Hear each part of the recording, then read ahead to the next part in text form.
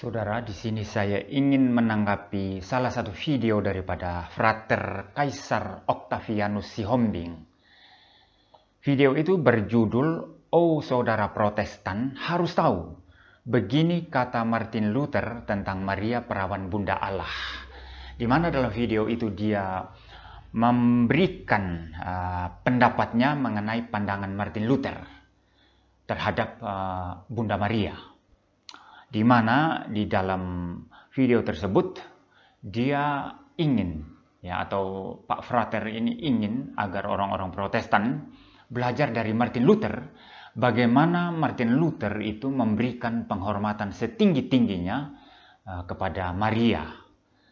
Bahkan bukan saja di dalam hal bagaimana Martin Luther itu mengajak orang percaya, khususnya kalangan reform, untuk berdoa melalui Maria atau pray through Mary. Tetapi juga Luther mengajarkan bahwa Maria itu tetap perawan setelah melahirkan bayi Yesus. Seperti itu. Tetapi yang perlu diketahui oleh Pak Frater Kaisar Octavianus Sihombing adalah bahwa spirit reform itu tidak berpusat pada tokoh atau teolog ataupun para reformator tertentu. Tidak, tetapi reform itu semangatnya itu adalah back to Bible. Nah, maka karena spiritnya itu adalah back to Bible, maka siapapun dia yang tidak back to Bible, apakah itu reformator yang terhormat, apakah itu teolog reform yang besar sekali, apakah itu pendeta-pendeta yang sangat dihargai pengajarannya, tetap saja ditolak pendapatnya selama itu tidak back to Bible. Nah, ini spirit daripada teologi reform. Maka sebetulnya ketika menggunakan pandangan-pandangan Luther ini untuk kemudian mencoba mengingatkan kami orang-orang Protestan, khususnya orang-orang reform, supaya mengikuti jejak daripada saudara-saudara Katolik untuk berdoa melalui Maria, atau juga mempunyai pandangan bahwa Maria itu tetap perawan setelah melahirkan bayi Yesus. Ini sebetulnya tidak relevan, tidak relevan untuk membuat video seperti ini untuk mengingatkan kami, karena standar kami bukan Luther. Bahkan di dalam sejarah reformasi, Martin Luther itu sudah terbukti ada 1-2 blunder, ada 1-2 kesalahan dalam teologinya. Bukan saja ini dalam pandangannya terhadap Maria, tetapi juga dalam pandangannya terhadap Alkitab. Di mana dia berkata surat Yakobus itu adalah surat jerami. Juga di dalam pandangannya tentang perjamuan kudus. Khusus kami kalangan reform Protestan dari tradisi Calvinis, kami menolak pandangan Martin Luther mengenai perjamuan kudus yang masih mempunyai ragi Katolik. Jikalau Katolik itu mempercayai doktrin transubstansiasi, di mana roti dan anggur itu berubah menjadi tubuh, menjadi daging dan darah Kristus ketika perjamuan itu diadakan, maka Luther berkata bahwa di bawah roti, di dalam roti, dan bersama-sama dengan roti itu ada daging Kristus. Termasuk di bawah anggur, di dalam anggur, bersama-sama dengan anggur juga ada darah Kristus. Nah, ini masih ada ragi Katolik dan kami tolak itu. Karena bagi kami dari tradisi reform Calvinis, kami percaya bahwa perjamuan kudus itu adalah satu lambang untuk memperingati kematian Tuhan, tetapi melalui simbol itu Tuhan Yesus berkenan hadir melalui rohnya untuk memberikan kekuatan iman untuk bersekutu dengan orang-orang percaya. Nah, ini keyakinan kami. Jadi Luther ada beberapa kesalahan yang juga perlu dikoreksi, sehingga pendapat daripada Luther tidak dapat dijadikan standar. Maka sekali lagi saya mengatakan Pak Frater ini membuat video yang bagi saya tidak relevan, menggunakan Luther untuk mengingatkan kami. Karena bagi kami pun Luther itu ada beberapa kesalahan yang perlu dikoreksi. Nah, mari saya akan mencoba mengelaborasi sekarang mengenai pendapat Luther mengenai pray through Mary, ya, berdoa melalui Maria. Ini bagi saya masih terbuka untuk riset lebih lanjut, karena tentu saja waktu Luther menuliskan pandangan-pandangannya tentang Maria, termasuk bagaimana berdoa melalui Maria, itu ditulis di dalam bahasa Jerman, kemudian diterjemahkan ke dalam bahasa Inggris, sehingga kita bisa mengakses tulisan-tulisan atau pandangan-pandangan Luther di dalam bahasa Inggris. Saya kira masih terbuka untuk riset lebih lanjut. Apakah memang Luther bermaksud untuk mengemukakan pandangan bahwa kita orang percaya berdoa melalui Maria? Soalnya di bagian lain juga Luther mengatakan jangan menghormati Maria secara berlebihan. Jadi berikan saja penghormatan secara wajar. Dan ini tentu saja saya setuju, ya, menghormati Maria sebagai orang yang sudah digunakan oleh Tuhan, bahkan yang mengandung bayi Yesus, sang juru selamat, ya, sang firman yang datang berinkarnasi mengambil natur manusia. Itu adalah sesuatu hal yang wajar, ya. Kita memberikan penghormatan, termasuk memberikan penghormatan kepada para nabi, kepada para rasul, bahkan bagi saya kepada setiap pengajar Kristen yang sungguh-sungguh mengajarkan Alkitab. Ya, Paulus sendiri berkata kepada mereka yang sungguh-sungguh mengajar, berikan penghormatan 2 kali lipat. Itu dalam satu suratnya berkata demikian. Jadi itu bagi saya wajar, ya, menghormati Maria wajar. Dan Luther juga sudah sadar itu, ya, bahwa jangan berlebihan di dalam menghormati Maria.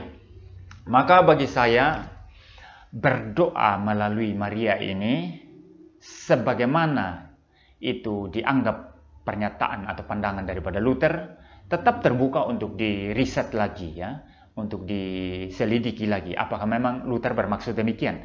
Kalau betul Luther bermaksud demikian, saya berani berkata dia blunder di sini, dia salah. Tidak mungkin apa yang dia katakan itu alkitabiah, karena kita tidak boleh berdoa melalui Maria. Satu-satunya jalan dan kebenaran dan hidup di mana hanya melaluinya kita datang kepada Bapa di sorga, itu hanyalah Yesus Kristus. Ya, hanyalah Yesus Kristus. The only way, ya, hanyalah Yesus Kristus. Dan kita tidak dapat berdoa melalui Maria.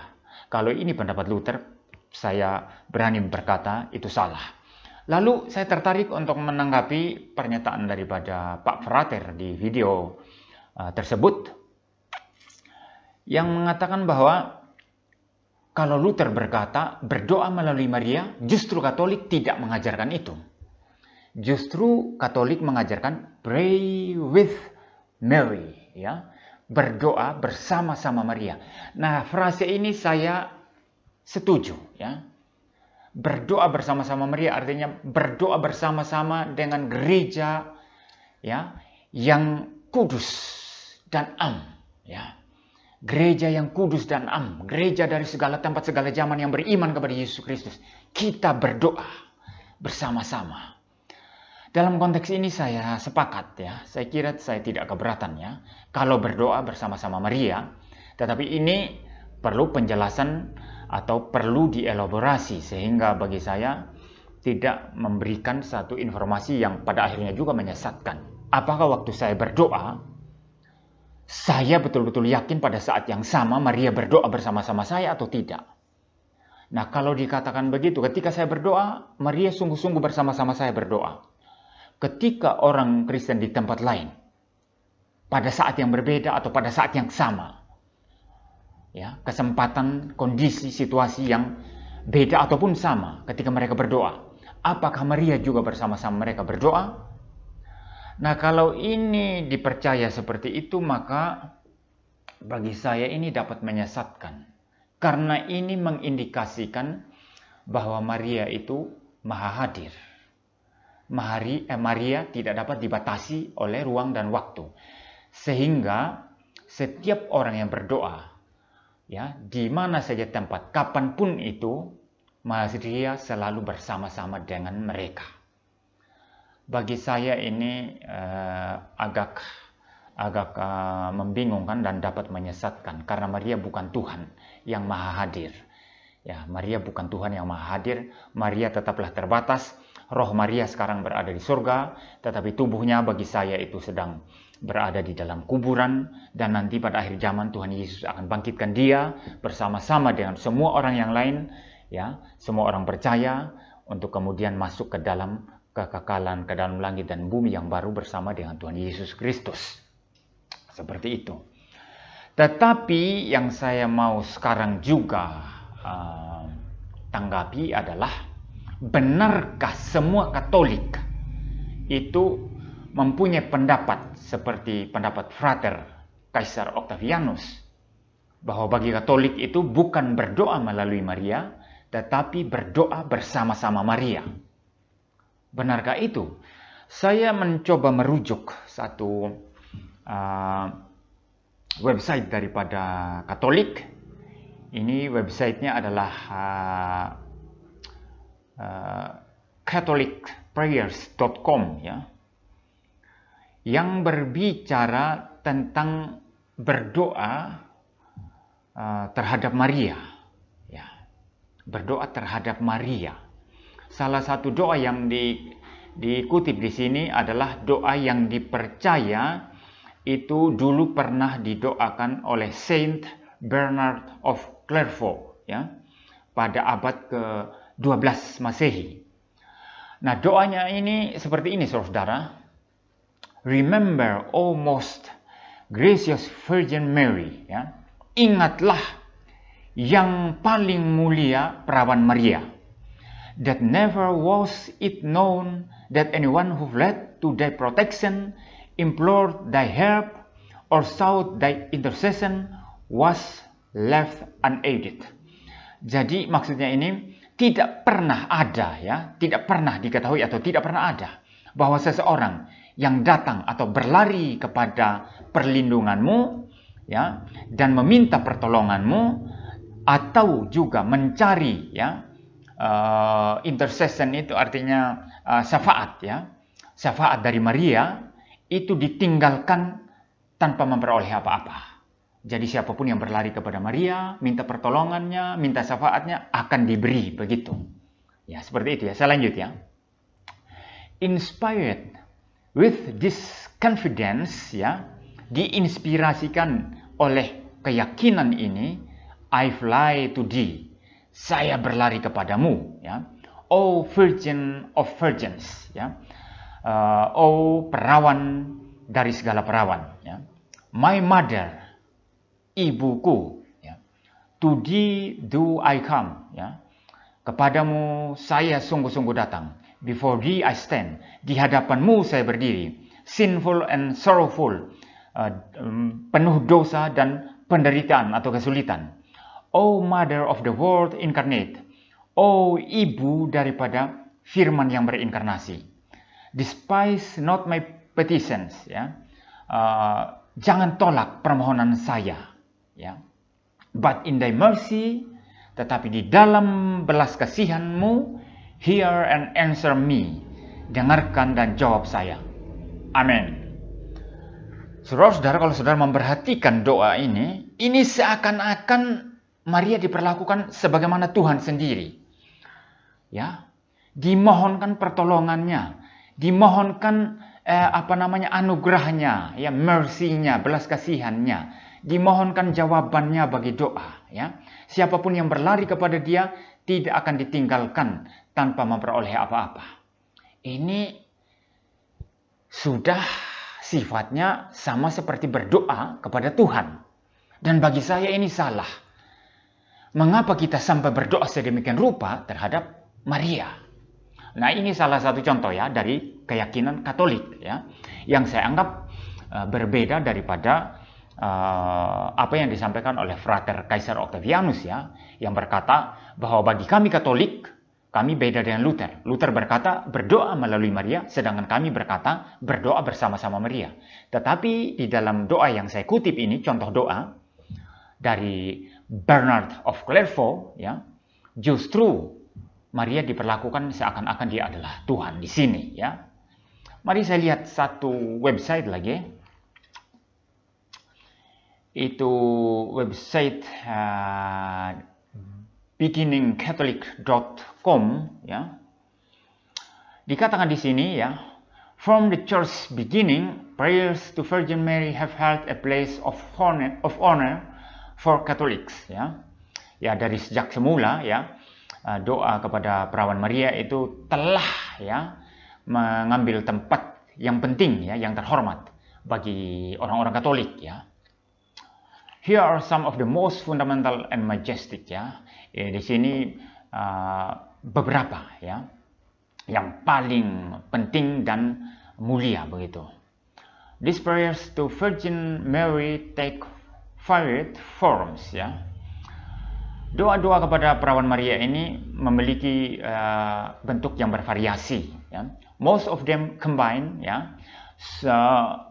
Sebagian besar di antara doa-doa itu merupakan kombinasi daripada pertama, prayers to God modeled after the faith of Mary, ya. Berdoa kepada Allah mengikuti model daripada iman Maria atau meneladani iman Maria begitu, ya. Yang kedua, meditations on the incarnation,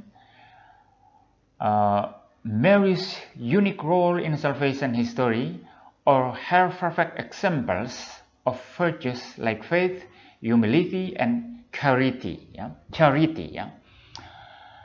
Dikatakan di sini meditasi terhadap inkarnasi, ya. Dalam konteks ini, keunikan peran daripada Maria di dalam sejarah keselamatan dan atau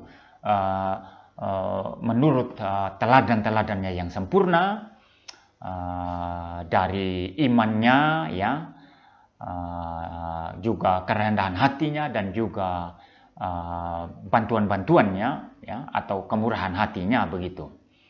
Jadi ini bagian yang kedua, ya, meditasi terhadap inkarnasi, di mana Maria itu memainkan peran yang sangat unik dikatakan di sini, ya.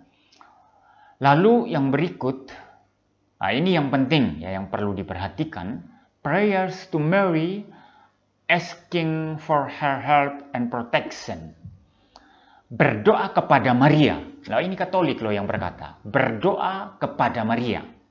Prayers to Mary asking for her help and protection. Meminta bantuannya dan perlindungannya. Jelas clear di sini berdoa kepada Maria. Jadi ini agak berbeda dengan pendapat daripada Frater, ya. Ini saya cuma kutip dari website Katolik. Ya, silakan saja nanti Pak Frater itu membuka, ya, untuk melihat di sana bahwa tidak semua Katolik berpendapat sama seperti Pak Frater. Sekarang bagian yang kedua yang saya mau bahas mengenai pendapat Luther, bahwa Maria itu tetap perawan setelah melahirkan bayi Yesus. Bagi saya ini adalah salah satu daripada kesalahan Martin Luther. Blunder daripada Martin Luther. Dan ini tentu saja masih ada ragi Katolik di dalamnya. Masih ada ragi Katolik di dalamnya. Jadi Alkitab sendiri, saudara, berkata bahwa Yesus punya saudara-saudara. Dan Alkitab tidak berkata bahwa saudara-saudara itu adalah saudara sepupu, ya, daripada Tuhan Yesus. Saudara sepupu dalam arti di mana Maria itu mempunyai saudara perempuan ataupun saudara laki-laki, lalu mereka menikah dan mempunyai anak sendiri-sendiri begitu, ya. Seperti hubungan antara Tuhan Yesus dengan Yakobus dan Yohanes, dua orang rasul yang bersaudara. Ya. Karena ibu Yakobus dan Yohanes dengan Maria, ibu Tuhan Yesus, itu bersaudara. Ya, ini sepupu. Tetapi kalau kita membaca Alkitab yang menyebut mengenai saudara-saudara Tuhan Yesus, satu contoh di dalam Markus pasal 3 ayat 31 sampai 32, Dikatakan di sana, lalu datanglah ibu dan saudara-saudara Yesus. Sementara mereka berdiri di luar, mereka menyuruh orang memanggil dia. Ada orang banyak duduk mengelilingi dia. Mereka berkata kepadanya, "Lihat, ibu dan saudara-saudaramu ada di luar dan berusaha menemui engkau." Ini dikatakan ibu dan saudara-saudara Yesus. Tidak dikatakan saudara-saudara sepupu. Saudara-saudara Yesus, ya. Ibu dan saudara-saudara Yesus. Berarti ini anak Maria, anak-anak Maria. Bukan anak saudara Maria, bukan. Anak-anak Maria yang merupakan hasil pernikahannya dengan Yusuf. Anak-anak Maria yang merupakan hasil pernikahannya dengan Yusuf. Bedanya dengan Tuhan Yesus adalah terletak pada bahwa Yesus tidak mempunyai ayah jasmaniah, karena Yusuf tidak mengambil bagian dalam hal apapun, ya, di dalam kejasmanian, ya, atau di dalam kemanusiaan Yesus. Karena waktu bayi Yesus dikandung oleh Maria, Maria mengandung karena kuasa atau pekerjaan Roh Kudus. Tetapi setelah Yesus dilahirkan, maka lahirlah saudara-saudara Yesus yang lain, yang merupakan anak Yusuf dan Maria. Nah, di sini bedanya. Tetapi satu ibu, yaitu Maria. Ibu Yesus maupun saudara-saudara yang dimaksud di sini, itu satu ibu, ya, yaitu Maria. Maka bagaimana mungkin Maria dikatakan tetap perawan setelah melahirkan Yesus, sedangkan mempunyai anak-anak yang lain? Saya membuka lagi satu ayat di dalam Alkitab, di dalam Galatia. Di dalam Galatia pasal 1 ayat 19, dikatakan di sana, "Tetapi aku tidak melihat seorang pun dari rasul-rasul yang lain, kecuali Yakobus, saudara Tuhan Yesus." Di sini jelas dikatakan Yakobus, saudara Tuhan Yesus.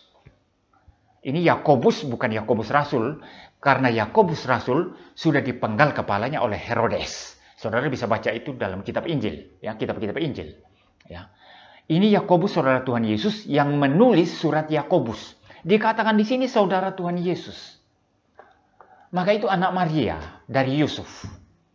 Ya, anak Maria dari Yusuf. Bagaimana mungkin kalau Maria itu memperanakan Yakobus dan anak-anak yang lain, lalu kemudian menjadi tetap perawan? Nah, ini sesuatu yang illogical, irasional. Jadi kita memberikan penghormatan kepada Maria, tetapi kita tidak boleh melawan data-data Alkitab, ya, kesaksian Alkitab. Sekaligus juga tidak bisa kita melawan akal sehat kita. Seperti itu, ya. Ini yang saya sampaikan di bagian kedua. Jadi teologi reform itu tidak percaya jika Maria tetap perawan setelah melahirkan bayi Yesus. Tidak. Demikian yang bisa saya tanggapi daripada video dari Pak Frater Kaisar Octavianus Sihombing.